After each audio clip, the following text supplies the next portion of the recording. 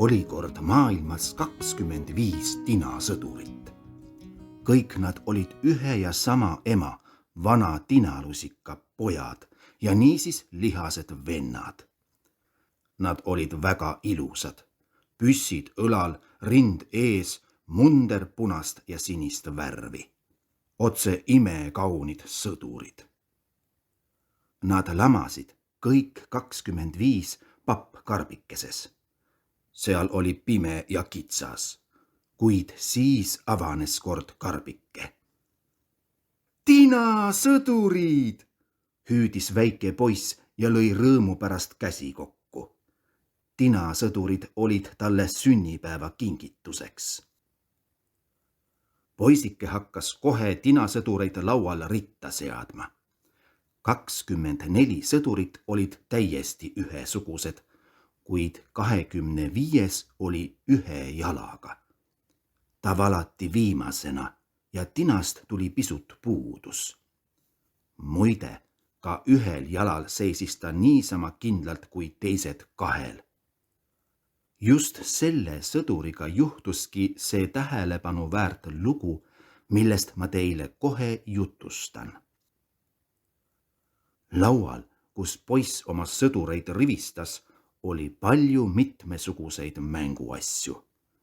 Kuid kõigist mängukannidest kauneim oli imeilus papist loss. Läbi selle väikeste akende paistsid kõik toad. Otse lossi ees oli maas peeglike. See oli justkui tõeline järv ja selle peegeljärve ümber seisid puust alustel väikesed rohelised puud. Järvel ujusid vahast luiged ja pikki kaelu välja sirutades imetlesid oma peegelpilte. Kõik see oli imekaunis, kuid kõige kaunim oli tütarlaps, kes seisis lossi pärani avatud ukse lävel. Ka tema oli papist lõigatud. Tal oli peenest batistist seelik, üle õla lai sinine lint ja rinnas sätendav sõlg, niisama suur kui tütarlapse enese pea. Kaunitar seisis ühel jalal, käed välja sirutatud. Ta oli tantsijanna. Teise jala oli ta tõstnud nii kõrgele, et meie tinasõdur seda jalga sugugi ei märganud ja arvas, et kaunitar on samuti ühe jalaga nagu ta isegi. Kui ma säärase naise saaksin, mõtles tinasõdur, kuid ta on vist kõrgest soost. Näe, missuguses toredas lossis ta elab. Minu maja on lihtne karp. Pealegi on meid sinna topitud tervenisti 25 sõdurit. Ei, seal pole tema koht. Kuid pole siiski paha temaga tutvuda. Ja sõdur peitis enese nuusktubaka doosi taha, mis seisis siin samas laual. Sealt nägi ta veetlevat tantsijannat hästi. Hilja õhtul pandi kõik tinasõdurid karbikesse, välja arvatud ühejalgne, keda ei leitud üles, ja inimesed majas heitsid magama. Ning nüüd, kui oli saabunud vaikus, hakkasid mängukannid ise mängima.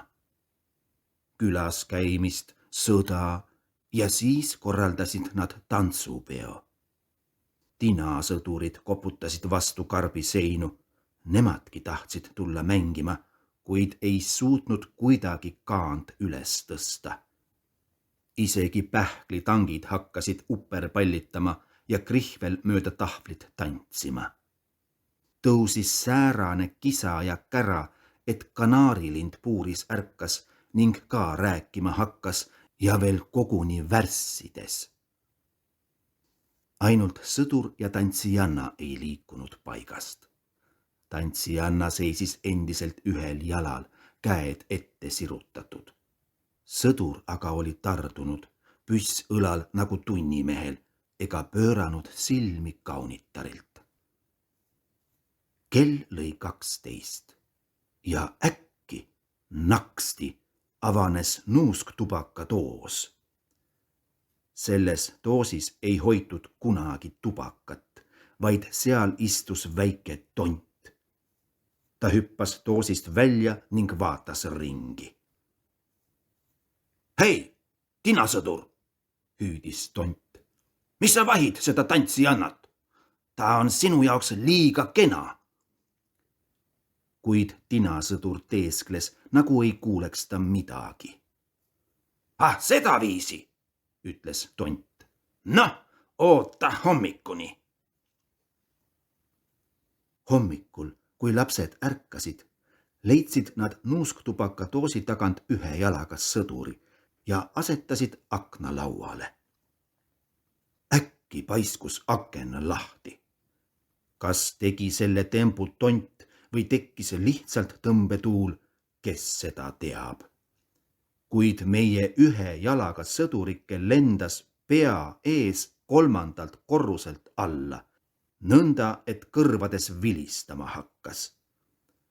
Hetke pärast oli ta juba tänaval, jalake püsti ja tema püss ja kiivris pea olid munakivide vahele kinni jäänud. Poiss ja teenija jooksid kohe tänavale sõdurit otsima, aga kõigist pingutustest hoolimata ei suutnud nad teda leida. Kord oleksid nad sõdurile peaaegu pealegi astunud, kuid ei märganud teda ikkagi. Kui sõdur oleks hüüdnud, ma olen siin, oleksid nad tema muidugi kohe leidnud. Kuid ta pidas ebaviisakaks tänaval karjuda. Ta oli ju sõdur ning kandis mundrit. Siis tuli vihm, tõeline vihmavaling. Tänaval tekkisid ojad. Kui vihm lõpuks üle jäi, jooksid sinna, kus tinasõdur peadpidi kivide vahel oli 2 poisikest. Ohoo, ütles üks neist. Vaata, tinasõdur, paneme ta sõitma. Ja nad tegid vanast ajalehest paadikese, asetasid sellesse tinasõduri ning lasksid rentslisse. Paat ujus, poisikesed aga jooksid kõrval ja plaksutasid käsi. Kiire vool haaras paadi ja kandis seda edasi. Vesi rentslis aina kohises. Ja miks ei pidanud ta kohisemagi pärast säärast sadu? Tinasõdur paadis vabises üleni, kuid seisis kindlalt, nagu kohane tõelisele sõdurile. Püss õlal, pea püsti, rind ees. Ja siis kandus paat päratu laia silla alla. Läks nii pimedaks, nagu oleks tinasõdur taas oma karpi sattunud. Kuhu vool mind ometi kannab, mõtles ta. Need on küll tubakadoosi õelatondi tembud. Kui kaunis tantsijanna koos minuga paadis istuks, ei kardaks ma midagi isegi siis, kui läheks veelgi pimedamaks. Sel hetkel hüppas silla alt välja suur vesirott. Kes see sihuke on? Karjus ta. Kas sul passi on? Anna jalamaid pass! Kuid tinasõdur vaikis ja hoidis kindlalt püssi käes. Paat kandus üha kaugemale ja kaugemale, rott aga ujus ta järel. Ta lõgistas metsikult hambaid ja karjus vastu ujuvatele laastudele ning õlekõrtele. Pidage ta kinni, tal pole passi! Nüüd lendas paat üha kiiremini ja tinasõdur nägi viimaks ees valgust. Sild lõppes. Ja sel hetkel kostis nii kohutav mühin, et sellest oleks iga vapraimgi mees vabisema löönud. Pole nali. Silla taga langes rentsli vesi otse teed suurde vahutavasse kanalisse. Säärastel lainetel oli sõduril oma väikeses paberlaevukeses sõita niisama ohtlik, kui meil tõelises paadis suurest kosest laskudes. Peatuda oli juba võimatu. Paat tinasõduriga kandus suurde kanalisse. Kuid sõdur käitus endiselt vapralt ega pilgutanud silmagi. Paadike hakkas kohal keerlema, võttis 2-3 korda vett sisse ja täitus kähku ääreni. Juba oli sõdur vööni vees, juba kaelani ja lõpuks oli vesi tal üle pea. Nukralt mõtles tinasõdur oma kaunitarile. Ei näe ta enam armast tantsijannat. Viimsel hetkel meenus talle sõduri laul. Nüüd julgesti edasi sõjamees, su surm sind kuulsamakski teeb. Ja ta valmistus auga hukkuma kohutavas keerises. Kuid teda ootas teine hädaoht. Veest sukeldus esile suur kala ja neelas sõduri silmapilkselt alla. Oi, kui pime ja kitsas oli kala kõhus. Pimedam kui silla all, kitsam kui papp karbis. Kuid tinasõdur käitus siingi vapralt. Ta sirutas enese kogu pikkuses välja ning pigistas veel kindlamini püssipära. Nii lamas ta võrdlemisi kaua. Äkki hakkas kala igale poole pekslema, sukelduma, vingerdama, hüplema ja jäi lõpuks üsna vait.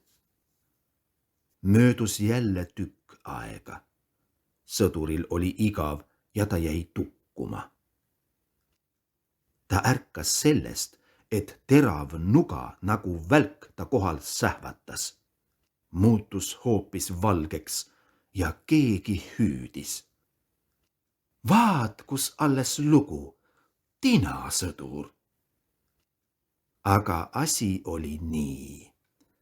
Kala püüti kinni, viidi turule ja siis sattus ta kööki. Köögitüdruk avas suure noaga ta kõhu ja nägi äkki tinasõdurit. Ta võttis sõduril 2 sõrmega keskelt kinni ja viis ta tuppa. Kogu maja jooksis imelikku reisimeest vaatama. Tinasõdur pandi lauale ja äkki, milliseid imesid maailmas ometi juhtub. Nägi ta seda sama tuba, seda sama poisikest, seda sama akent, millest ta hiljuti välja lendas. Ümber olid need samad mängukannid, nende keskel kerkis uhkena papist loss ja selle lävel seisis imekaunis tantsijanna. Ta seisis endiselt ühel ainsal jalal, teine kõrgele üles tõstetud. See oli alles vastupidavus. Tinasõdur oli niivõrd liigutatud, et ta silmist oleks peaaegu tilkunud tinapisaraid, kuid talle meenus õigel ajal, et sõdurile ei sobinud. Silmi pilgutamata vahtis ta tantsijannat. See vaatas teda ja mõlemad vaikisid.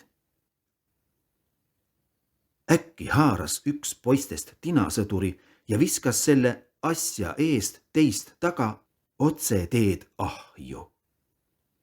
Vist ässitas teda selleks nuusktubakadoosi tont. Ahjus põlesid halud heledalt ja tinasõduril hakkas hirmus kuum. Kas tulest või armastusest, seda ei teadnud ta isegi. Värvid kadusid ta küljest, ta muutus täiesti luitunuks. Võib-olla kurvastusest, aga vahest ka sellest, et ta oli olnud vees ja kala kõhus. Kuid ka nüüd seisis ta sirgelt. Hoidis oma püssi tugevasti käes ega pööranud silmi ilusalt tantsijannalt. Tantsijanna aga vaatas temale. Ja äkki tundis sõdur, et ta sulab tules. Sel hetkel pahvatas toa uks pärani. Tõmbetuul haaras ilusa tantsijanna ja see lendas nagu liblikas otsejoones sõduri juurde ahju. Leek haaras tema, ta lõi lõkendama ja oligi lõpp. Seal samas sulas ka tinasõdur täielikult. Teisel päeval hakkas teenija ahjust tuhka välja võtma ja leidis väikese tinatombukese, mis meenutas südant ning süsi mustaks põlenud sõle. See oli kõik, mis jäi järele kindlameelsest tinasõdurist ja tema kaunist tantsijannast.